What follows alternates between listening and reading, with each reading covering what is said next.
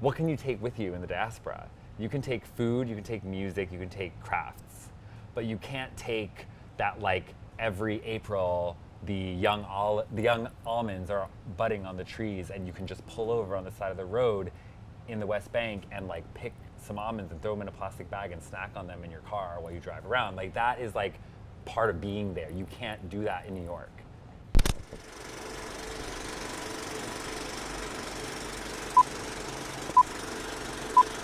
I'm Tina Rivers-Ryan, editor-in-chief at Artforum, and I am here today with the artist Jordan Nassar, who contributed an amazing portfolio to our summer 2024 issue.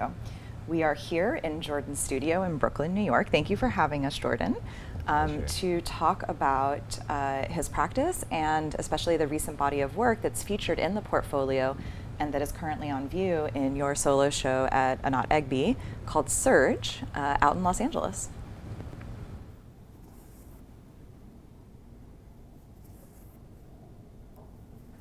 It started with Palestinian embroidery.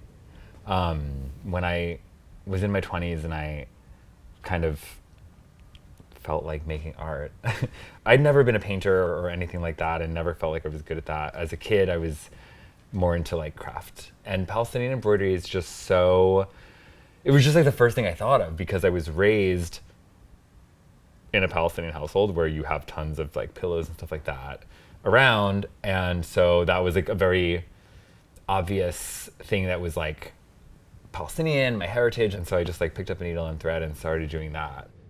The materials in the process are actually really culturally specific and culturally coded, right? So can we, and not just like, you know, coded, but actually you collaborate with women in Palestine who are traditional craftspeople and who execute some of the embroidery. You also execute your own embroidery, and then you combine these different panels, some of which, you know, basically originate from Palestine. So they do it their way, I do it my way, and it's kind of about that. It's about I'm a member of the diaspora coming from here and doing it as this way to connect with Palestine. They're doing it as like a living cultural practice that they've had, that they continue to have and continue to practice. And also it's really important to me to like, you know, being in like the Western commercial art world, to have that, cause like, sure, like sometimes we do like fundraising stuff for Palestine or whatever, and that's great, but like to have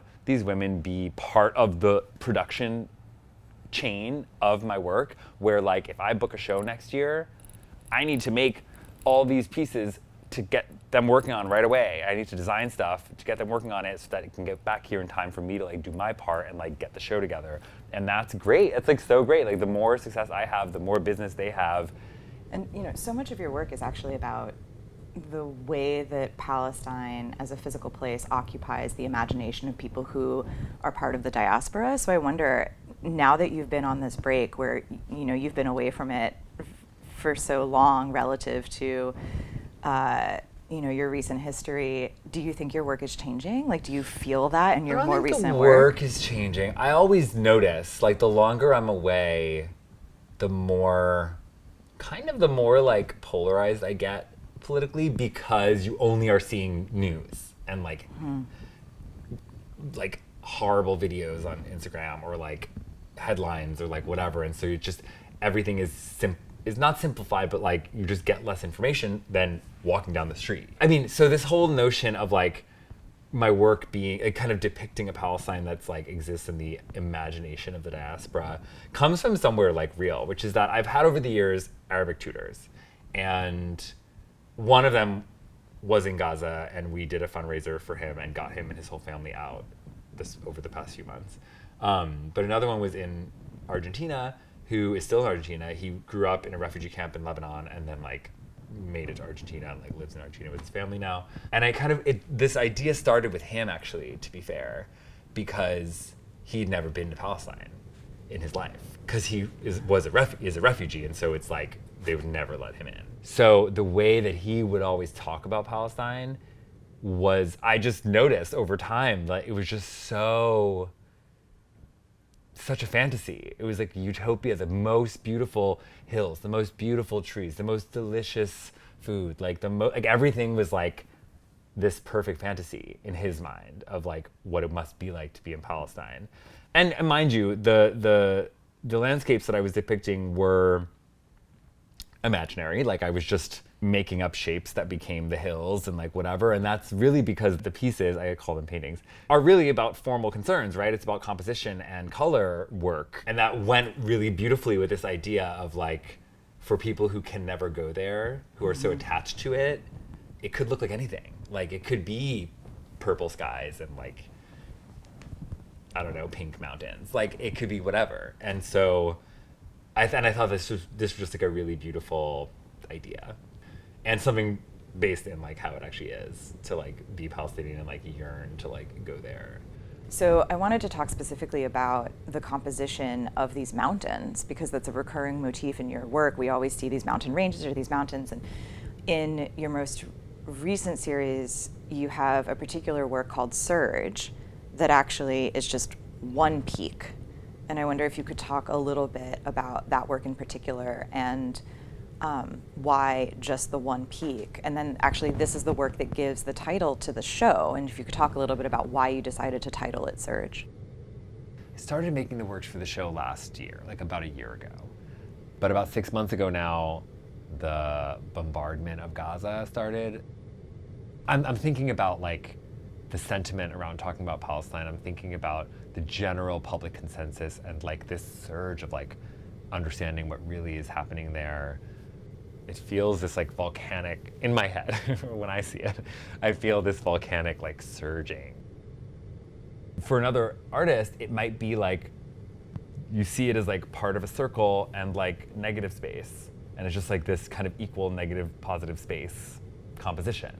But in the context of my work now, we see it as a mountaintop. So let me ask you about your recent shift away from working primarily with embroidery. I mean, I think something you've been really clear about is that you're not just the embroidery guy, right. That it's about the sort of full spectrum of traditional crafts, and that also includes working with wood inlay, and now you're also working with tile mosaic. So could you say a little bit more about that transition? Because in your portfolio in the summer issue of the magazine, you talk about your excitement to sort of move away from working with this material that is soft and vulnerable to working with these tiles that are hard and hardy. It's more just like there's times and places where you can't work with embroidery. So like if I'm hopefully gonna like do some public commissions or even something outdoor that just like, maybe I want to do something for a friend's house or like whatever, like doing something that's outdoor. Like these embroideries are like not outdoor hardy, right? It's like fabric. So the notion of like translating into a medium that is like, a tile floor or a tile wall or something like that is just like a cool idea, but also it translates so well because the embroidery is a grid and the tiles are a grid, so it's like actually very easy to translate it and looks great. So in this show in Los Angeles, they're actually installed on the floor. So they're floor. laying on the, we built a platform for them, so not like on the floor. And so this piece is called Al-Atlal, the Ruins, and it takes the words of a song by Kulthum, and it's a love song, but it uses the metaphor of like an imaginary place or city that's like crumbled in ruins and like drinking on the memory of the ruins together. Like it's just like, I mean, the words are very literal, but like actually it's in Arabic, especially because Arabic is so like poetic and flowery. It's just like a beautiful, sad love song. And that's when, for the piece Al-Atlal, the Ruins, this idea started to form about this mosaic that they had discovered in Gaza just 2 years ago in 2022. That was from like the Byzantine era, from like 500 CE or something. That just got me thinking, like, first of all, it was like a beautiful mosaic. So I was like, this is a really cool composition. So I was like thinking about that. But then of course, as like Gaza's been decimated the past like 8 months, it dawned on me like, this might not even be there anymore. Like this crazy antiquity, like Byzantine mosaic is probably bombed out. There's this question that is perennial, which is how do we preserve cultural heritage when the archives, institutions, et cetera, that house that heritage right, are, have been compromised, especially through acts of war, but also through neglect, right? Like and what is the role essentially of those of us in the present? What are our responsibilities to the past and to the future? And there's something I think really beautiful that's performed in this work, because it's about the fact that sometimes these memories don't persist intact. They persist through these acts of reinscription and translation, right? I don't think that's what culture is in a way, is like someone will make something now and you're like, I love that. And someone else will be like, well, do you know what that's referencing? And the person's like, no, what are you talking about? And then so they learn about this thing that had come before. And then like that was probably referencing something else that came before. You know what I mean? Like, so it's, culture is also like, in a way, it's kind of a path of like breadcrumbs that you can keep following. That's like the fun thing about it, is like the more you get into something, the more it opens up and you learn more about it and learn more about it and learn more, you know? Like for me to arrive at that piece, at Al-Atlal, I need to have, the archaeology happen and like understanding of Byzantine, okay, and like all that stuff. I need to have Etel Adnan happen. I need to have Kulthum happen. I need to have artists like Jeffrey Gibson and kind of poppy, like Jeffrey Gibson was a big inspiration for these tile mosaics because it's like song lyrics, writing, stuff like that, embedded into like a traditionally made craft item and like that kind of stuff. And he's indigenous and like very much inspiration. So like all of these strings lead into like what I'm making. That's why though, as a Palestinian American artist, I'm very purposefully using either words from poems by Etel Adnan, by Mahmoud Darwish, by Khalil Gibran, or like singers like Kulthum. I'm using their words to title my pieces and my exhibitions very, very purposefully, because that is about the cultural heritage that I'm drawing from, and like having the freedom to do with it what you do as an individual, but yet it's all founded in like where it all comes from, and like all the like tendrils back into the past.